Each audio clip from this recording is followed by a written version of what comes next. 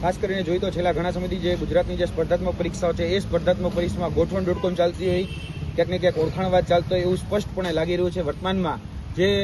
Malvan education સંચાલિત જે Shri N.K. Mehta અને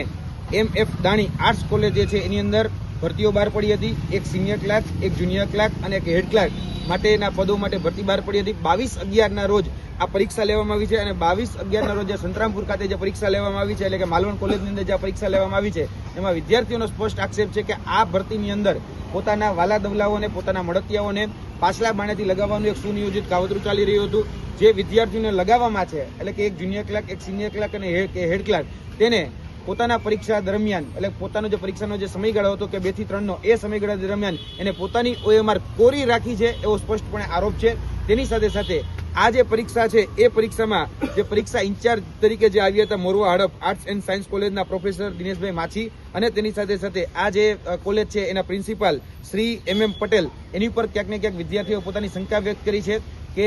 આ જે વિદ્યાર્થીઓ છે એ વિદ્યાર્થીઓને ફેવર આપવામાં આવતી હતી અને તેની સાથે સાથે જે OMR છે એ OMR આ પ્રિન્સિપાલ શ્રી એ પોતાના ઘરે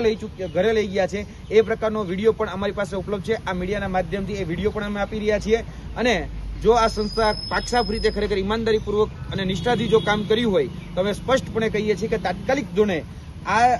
જે પરીક્ષા હતી, એટલે કે 22/11ના રોજ જે પરીક્ષા હતી તેના CCTV ફૂટેજ 1:30 વાગ્યાથી લઈ અને 3:30 વાગ્યાના સુધીના જે CCTV ફૂટેજ છે એ પબ્લિક ડોમેનમાં મૂકવામાં આવે, એટલે જેથી કરીને દૂધનું દૂધ અને પાણીનું પાણી થઈ શકે. આ માધ્યમથી, એટલે કે પ્રેસ મીડિયાના માધ્યમથી ગુજરાતના શિક્ષણ વિભાગને પણ અમે વિનંતી કરીએ છીએ કે જે લોકો તનતોડ મહેનત કરે છે એના વિદ્યાર્થીઓના ભવિષ્ય સાથે ચેડા ન થાય, તેટલા માટે આ જે પરીક્ષા છે જેમાં એક જુનિયર ક્લાર્ક, એક સિનિયર ક્લાર્ક અને એક હેડ ક્લાર્ક માટેની જે પરીક્ષા છે એની તાત્કાલિક ધોરણે નિષ્પક્ષતાથી એ તપાસ કરવામાં આવે, એટલે જેથી કરીને જે વિદ્યાર્થીઓ ખરેખર જે મહેનત કરી છે, જે હકદાર છે, જે લાયક છે એ જ લાગી શકે અને જે setting.com થી કે ગોઠવણ.com થી જે લાગવા માંગે છે એ લાગી ન શકે. કારણ કે વિદ્યાર્થીઓનો સ્પષ્ટપણે આરોપ છે કે 44 નંબરની જે OMR છે એ 44 નંબરની જે OMR છે એ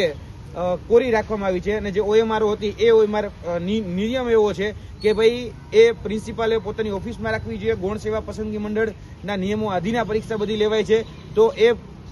પરીક્ષાની એજન્સી હોય એને એ OMR સોંપવાની હોય, છતાં પણ એ પ્રિન્સિપાલ શા માટે ઘરે લઈ ગયા એ પ્રશ્ન પણ આ માધ્યમથી અમે પૂછીએ છીએ. વિદ્યાર્થીઓનો આરોપ છે તો વિદ્યાર્થીઓના આરોપની સ્પષ્ટતા કરવાની જવાબદારી એ સત્તાધીશોની છે. જી.